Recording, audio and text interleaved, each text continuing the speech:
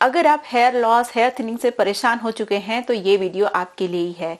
मैंने एक particular hair serum, जिसको मैं रिप्लेसमेंट बोलती हूँ मिनॉक्सिडिल का, उसको मैंने पूरा 45 डेज तक यूज किया। आफ्टर 45 डेज जब मैं पूरी तरीके से सेटिस्फाइड हो गई हूँ इसके रिजल्ट से, तो अब मैं पूरे डिटेल में कि क्या क्या मुझे इसका रिजल्ट मिला, कैसा कैसा मुझे एक्सपीरियंस हुआ, सब कुछ शेयर करने वाली हूँ। और हाँ, कुछ लोग एक्सपेक्ट करेंगे मैजिक ओवरनाइट, लेकिन सच कुछ और ही है। तो इस वीडियो को पूरा देखिएगा ताकि आपको पता चले कि इस चीज को कैसे बनाना है, कैसे यूज करना है, क्योंकि ये होममेड चीज है और बहुत ही ज्यादा इफेक्टिव है आपके बालों के लिए। देखिए, हेयर लॉस बहुत ही कॉमन हो गया है, डाइट की वजह से हो, चाहे न्यूट्रिशनल डिफिशियंसी की वजह से हो, लाइफस्टाइल की वजह से हो, स्ट्रेस की वजह से हो, चाहे जो भी वजह हो।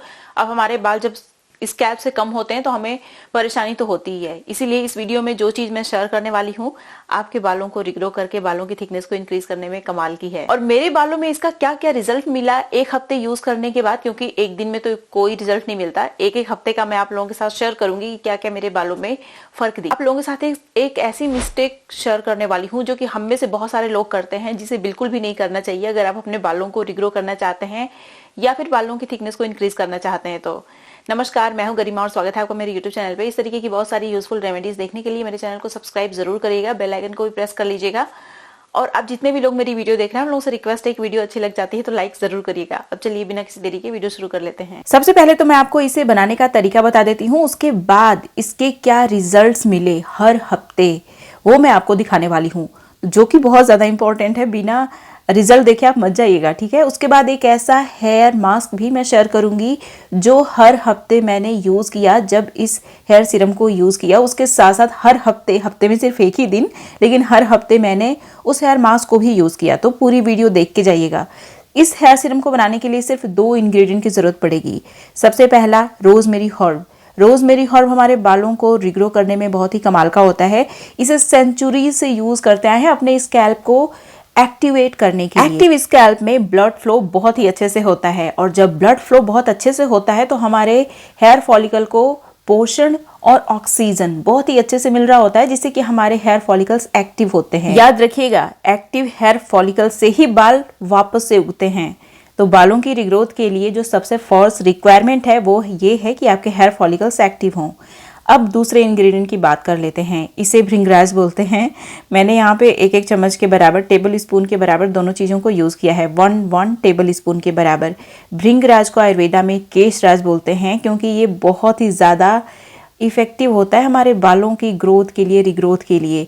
इसीलिए इसको आयुर्वेदा में केशराज यानी बालों का राजा बोला गया है। ये हमारे बालों को पोषण भी देता है और हमारे बालों की जड़ों को मजबूत बनाने का काम करता है, जिससे कि हमारे बाल रिग्रो करते हैं, ग्रो करते हैं, स्कैल्प को हेल्दी बना के रखते हैं। और हेल्दी हेयर का सबसे फर्स्ट रिक्वायरमेंट है हेल्दी स्कैल्प।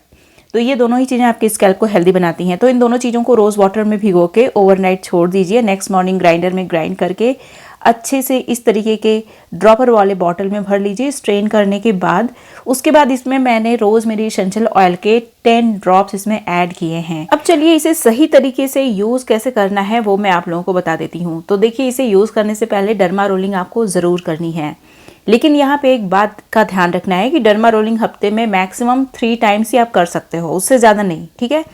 और आपको इस हेयर सीरम को डेली यूज़ करना है सिर्फ स्कैल्प में। तो हफ्ते में 3 दिन ही आप डर्मा रोलिंग करिए, बाकी इस हेयर सीरम को आप अपने स्कैल्प में डेली यूज़ करिए। इसे बहुत ज़्यादा मात्रा में बिल्कुल भी मत लगाइएगा, बस थोड़ा थोड़ा पूरे स्कैल्प में लगाइए और लगा के छोड़ दीजिए। अब मैं आपको अपना रिजल्ट दिखाने वाली हूँ। मैं आपको हर हफ्ते का रिजल्ट बताने वाली हूँ। तो एक हफ्ते बाद मुझे अपने स्कैल्प में हल्का सा हाइड्रेशन दिखा, जो ड्राइनेस की शिकायत थी वो मिनिमाइज हो गई काफी हद तक। 2 हफ्ते बाद बेबी हेयर्स नजर आने लगे। देखिए, इमीडिएट रिजल्ट एक्सपेक्ट मत करिएगा, क्योंकि हेयर साइकिल में टाइम लगता है।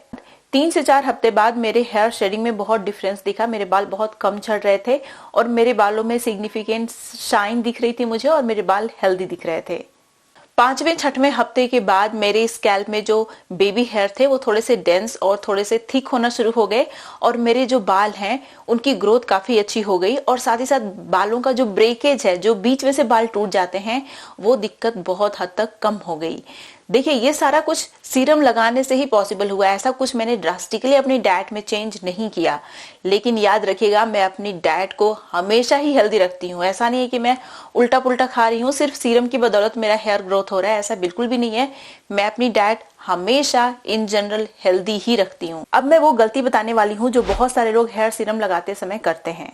अगर आपने बहुत ज्यादा मात्रा में सीरम यूज कर लिया या फिर आपने अपने स्कैल्प को गंदा रखा हुआ है फिर भी सीरम लगाते जा रहे हैं तो आपको अच्छा रिजल्ट नहीं मिलेगा। अगर आपके स्कैल्प में गंदगी जमी हुई है तो वो सीरम को अच्छे से आपके हेयर फॉलिकल तक पहुंचने ही नहीं देगी और वो अपना काम ही नहीं कर पाएगा। तो ये वेस्ट ऑफ सीरम है। स्कैल्प क्लीन रहेगी तभी सीरम का अच्छा रिजल्ट मिलेगा और इसे ओवर अप्लाई करने की जरूरत नहीं है, इसे सिर्फ स्कैल्प में ही लगाना है। देखिए, जब हमारे बाल रिग्रो करते हैं तो फिर बाल लंबे भी होते हैं, और जब बाल लंबे होते हैं तो आपको सिर्फ हेयर फॉलिकल और स्कैल्प पे ही ध्यान देने की जरूरत नहीं होती है, आपको अपने बालों की लंबाई को भी ध्यान में रखना होता है ताकि आपके बालों की लंबाई भी इंक्रीज हो। अदरवाइज आपके बाल बीच में से ही टूट जाएंगे अगर कमजोर होंगे तो। इस वीडियो में अभी जो रेमेडी मैं शेयर कर रही हूँ ये आपके हेयर क्यूटिकल को रिपेयर करता है और मजबूत बनाता है, जिससे कि आपको स्प्लिट एंड की शिकायत नहीं होगी जल्दी।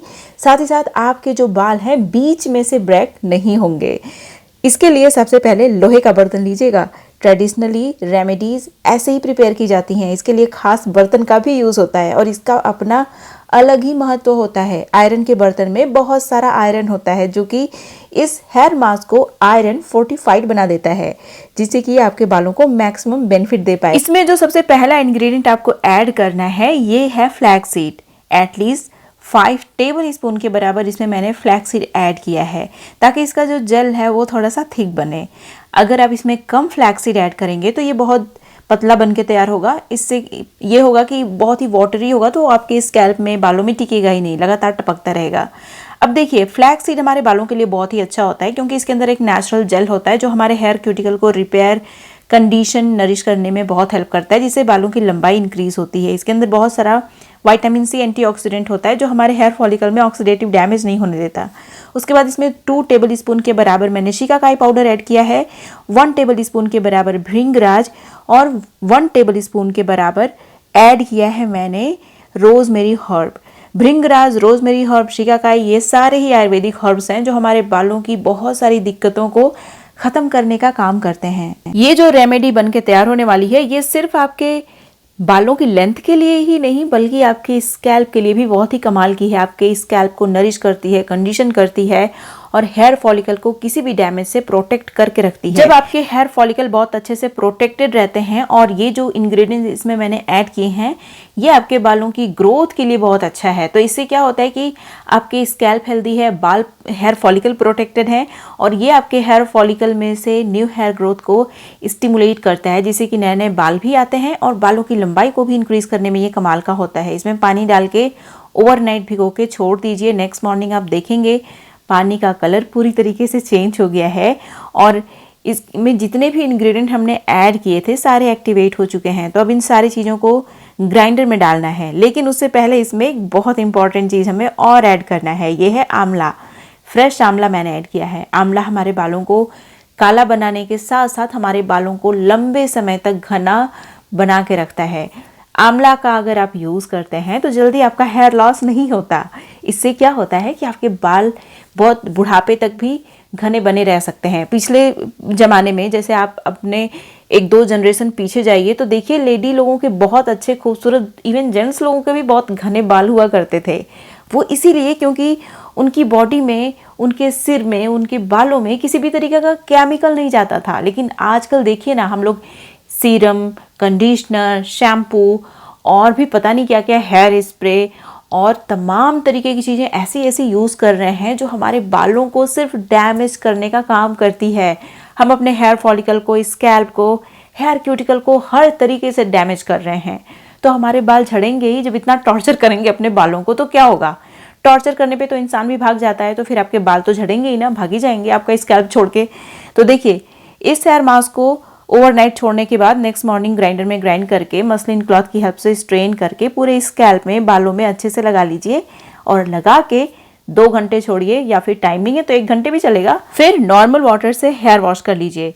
हफ्ते में एटलीस्ट एक बार, इसे डेली यूज नहीं करना है सीरम की तरह, इसे सिर्फ एक ही बार यूज करिए, लेकिन हर हफ्ते यूज करिए। देखिए आपके बाल लंबे घने मजबूत होंगे, साथ ही साथ आपके बाल काले भी बने रहेंगे, क्योंकि ये जो हेयर मास्क है आपके बालों को काला बना के रखने में भी बहुत हेल्प करता है। लेकिन एक बात का ध्यान रखिएगा, अगर आपकी डाइट हेल्दी नहीं है तो सिर्फ एक्सटर्नल एप्लीकेशन से कुछ खास अचीव नहीं कर सकते आप। इसीलिए अपनी डाइट का विशेष ध्यान रखिए।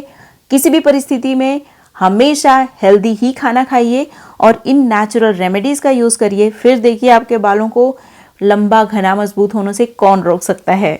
और ये मेरे बालों में जो आपको शाइन दिख रही है, जो एकदम काले दिख रहे हैं बाल, सिर्फ इन रेमेडीज की बदौलत ही पॉसिबल हो पाया है। मैं कुछ खास नहीं करती हूँ, जो भी करती हूँ आप लोगों के साथ शेयर करती हूँ। हाल ही में मैंने अपने YouTube चैनल पे एक ऐसी रेमेडी शेयर की है जो आपके बालों को लंबे समय तक काला बना के रखती है। अगर आपने इस वीडियो को मिस कर दिया तो यहाँ पे क्लिक करके जरूर देखिए।